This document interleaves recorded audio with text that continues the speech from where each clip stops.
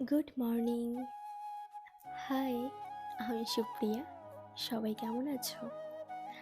আজ অনেক দিন পর বাবার বাড়িতে এলাম। বাবার বাড়িতে আসার একটা কারণ আছে। আজকের দিনটা ছিল 31শে জুলাই। আর আজকের ডেটে দাঁড়িয়ে আমার ছিল একটা ফটোশ্যুট। আর তোমাদের সঙ্গে আমি পরিচয় করিয়ে দেব সবাইকে। আজকে যার সঙ্গে আমার ফটোশ্যুট ছিল সেই দিদিভাইটা আমাকে আজ থেকে 5 বছর কি 6 বছর আগে প্রথম সাজিয়েছিল। তো আমার খুব আনন্দ হচ্ছে যে আমি এতগুলো দিন পর আবার তার সঙ্গে কাজ করতে যাচ্ছি। যাই হোক, সঙ্গে থাকো, আশা করি ভালো লাগবে। জানো তো, স্কুল লাইফে যখন পড়তাম তখন আমার জীবনে অনেক বন্ধু বান্ধবী ছিল, কিন্তু যখন আমি বড় হতে শুরু করলাম আস্তে আস্তে সবাই যেন কেমন বিচ্ছেদের তালিকায় চলে গেল। এখন আমার জীবনে খুব বেশি মানুষ নেই, খুব মানে আহ, হাতে গোনা সংখ্যা মাত্রই কিছু মানুষ আমার জীবনে আছে, তবে তারা খুব পুরনো। ওইদিকে বোন চা বসিয়েছিল। তোমরা তো জানোই যে আমি চা খেতে ভীষণ ভালোবাসি। ঘুম থেকে ওঠার পর আর সন্ধ্যাবেলা এই দুটো টাইম চা না হলেই নয় আমার, মানে আমার ম্যান্ডেটরি লাগবেই লাগবে। এর মধ্যে হলেও কোনো সমস্যা নেই। যাই হোক, আমি বেরিয়ে পড়লাম আমার যাওয়ার উদ্দেশ্যে। আর আমি ভীষণ মিস করছি আমার একজন খুব কাছের মানুষকে, কারণ আমি যে জায়গাটায় আজকে যাচ্ছি, তো আজ থেকে 5-6 বছর আগে আমার সঙ্গে আমার বান্ধবী, এই তো টিনা, টিনা আমাকে প্রথম নিয়ে গেছিলো। আসলে সত্যি কথা বলতে কি, এই যে চাকদা, এটা আমার বাড়ির থেকে হয়তো 40 মিনিটের ডিস্টেন্স ট্রেনে করে। বাট যে সময়টা আমি শ্যুট শুরু করেছিলাম সেইখানে দাঁড়িয়ে এটা আমার কাছে লন্ডনের মতো দূরত্ব ছিল। তবে একটা কথা কি জানো তো, জীবনে একা একা চলাই শ্রেয়, তাই না? তো কথা বলতে বলতে আমি চলেও এলাম, আর তোমাদের সঙ্গে পরিচয় করিয়ে দিই। এই যে সেই দিদি, যার নাম বর্ণালী পারমাণিক। আমি যখন ঢুকেছি তারপর থেকে লেগেই আছে আমাকে আপ্যায়ন করার জন্য।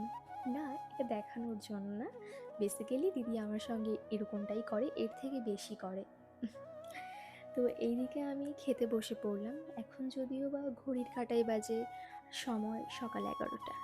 চলো, আমি এদিকে খেতে থাকি আর তোমাদেরকে সবার সঙ্গে পরিচয় করিয়ে দিই। প্রথমে আসি বর্ণালীদির ছেলের সঙ্গে, কিউট বাচ্চা। তারপরে বর্ণালীদির শাশুড়ি মা, বর্ণালীদির শ্বশুর মশাই পাশে দাঁড়িয়ে, বর্ণালীদির হাজবেন্ড, আর বর্ণালীদির এটা ননদ হয়। যাই হোক, চারজনের ফ্যামিলি, খুব সুখী একটা ফ্যামিলি। আমার বেসিক্যালি খুব ভালো লাগে। খুব সুন্দর একটা দাম্পত্য জীবন তাদের। যাই হোক, এবার তোমাদের সঙ্গে একটা গল্প শেয়ার করি। গল্পটা হলো, যদি তোমরা ইন্টারেস্ট থাকো তাহলে কিন্তু শুনতে পারো কন্টিনিউ। এই দিদির সঙ্গে যখন আমার শ্যুট চালু হয় তার পেছনে একটা গল্প আছে। আশা করি গল্পটা শোনার পর তোমাদের খুব হাসি পাবে। তো চলো স্টার্ট করি বলা। ওই 2019 সালের কথা তো। তখন আমি ক্লাস 11-এ পড়ি। এবার তখন সদ্য সদ্য আমি ফেসবুক করা স্টার্ট করি। আর ছোটোবেলা থেকেই আমি ছবি তুলতে ভীষণ পছন্দ করতাম, সাজুগুজু করতেও ভীষণ ভালোবাসতাম। তো সেখানে দাঁড়িয়ে হঠাৎ করে একদিন আমার ইনবক্সে একটা মেসেজ এসেছিল, যেটা করেছিল এই বর্ণালীদি। বলেছিল যে, আমার তোমার চোখগুলো খুব পছন্দ, আমি তোমাকে সাজাতে চাই, আগমনীর লুক করতে চাই, তুমি কি ইন্টারেস্ট আছো? আমি তো মানে আমার কাছে এই কথাটা শোনা মানে মেঘ না চাইতে এই বৃষ্টি, মানে আমার যেটা পছন্দ সেটাই বলছে। তো আমি বলছি হ্যাঁ, আমার কোনো সমস্যা নেই। আমি আগেও ভাবিনি, আমি পিছেও ভাবিনি, আমি পুরোপুরি হ্যাঁ বলে দিই। কিন্তু প্রবলেমটা আমার ফ্যামিলির দিক থেকে ছিল। মানে আমার বাড়ির লোক এগুলো পছন্দ করতো না, আর কি করেই বা করবে বলো। তখনকার সময় তো এখনকার সময়ের মতো এতটা আপডেট ছিল না। মা বাবা সন্তানকে নিয়ে ভীষণ চিন্তায় থাকতো তখন, এখনও, কিন্তু এখন ব্যাপারটা ফ্র্যাঙ্ক হয়ে গেছে। এখন মানুষ অনেক পরিবর্তন, তো তখনের সময়ের সঙ্গে এখনের তুলনা করাটা পুরো বোকামি হবে। তো আমাকে হেল্প করেছিল আমার একটা বান্ধবী, কে বলো তো, ওই যে ট্রেন ধরার আগে যে বান্ধবীর সঙ্গে তোমাদের পরিচয় করালাম না, টিনা। টিনার সঙ্গে বন্ধুত্ব আমার অলমোস্ট এই 9-10 বছর হতে আসবে। আমার স্কুল লাইফের বান্ধবী ছিল। তো ওর কাছে আমি সাহায্য চেয়েছিলাম। ওকে বলেছিলাম যে তুই একমাত্র পারিস, কারণ ওর সঙ্গে তখন আমি ভীষণভাবে মিশতাম। তো আমি কোথাও গেলে টিনার সঙ্গেই যেতাম। খুব বেশি কোথাও যেতাম না, বাট ওর সঙ্গেই আমি যেতাম। তো মার একটা বিশ্বাসের জায়গা ছিল টিনার পরে। তো টিনাকে বললাম, তুই না আমার মাকে মিথ্যা কথা বলবি। তো বুদ্ধিটা যদিও বা আমি দিয়েছিলাম। তো আমি বুদ্ধিটা ওকে এটাই দিয়েছিলাম যে, "তুই আমার মায়ের কাছে গিয়ে বলবি আমার কাকিমা প্রেগনেন্ট, আমার কাকিমার স্বাদ আছে। তো সেখানে আমরা যাবো। কিন্তু আমার বাড়ির লোককে নেমন্তন্ন করেছে, কিন্তু আমার বাড়ির লোক যেতে পারবে না, সবাই কাজে ব্যস্ত। আমি একা, একা যাবো তো, তাই আমি সুপ্রিয়াকে নিয়ে যাচ্ছি। এই কথাটা তোমার মাকে গিয়ে বলবি।" টিনা সেম, সেম বলেছে আমার মাকে এসে। আর আমার মা সত্যি বিশ্বাস করেছে। সরি মা। মা অবশ্য জেনে গেছিল পরে ব্যাপারটা। তো যাই হোক, আমার এখন ভাবলে খুব হাসি পায়, বাট এখনকার সিচুয়েশনে হাসি পেলেও তখনকার সিচুয়েশন কিন্তু ওরকম ছিল না। তো এবার মা হ্যাঁ বলেছিল। আর সত্যি বলতে আমি তখন খুব ছোট তো, একা, একা খুব একটা চলাফেরা করতে পারতাম না কোথাও। এবার দুটো মেয়ে একসঙ্গে যাব, ছোট হলেও সঙ্গে একজন আছে, একটু সাহস থাকবে। এর জন্য আমার টিনাকে নেওয়া। তো লিটারেলি আমরা যাই দিদির কাছে মেকআপ করে। তখন তো জানতাম না যে কতটা সময় মেকআপে লাগে, কতটা সময় শ্যুটে লাগে। তখন তো ফার্স্ট এক্সপেরিয়েন্স আমার। এবার সকাল 10টায় গেছি আর রাত 8টায় এসেছি। যেখানে বাড়ি থেকে বলে গেছি আমরা বিকালে চলে আসবো, সেটা তো সম্ভব হয়নি। এবার তখন একটা মনের মধ্যে আস্থা ছিল যে বাড়ি থেকে তো জানেই যে আমরা স্বাদ খেতে এসেছি, তো লেট হতেই পারে। কিন্তু এত কিছুর পরেও আমরা ধরা খেয়ে গেছি।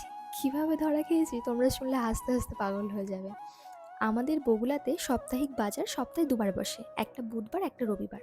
তো ওই দিনটাও সাপ্তাহিক বাজারের মধ্যে একটা দিন ছিল।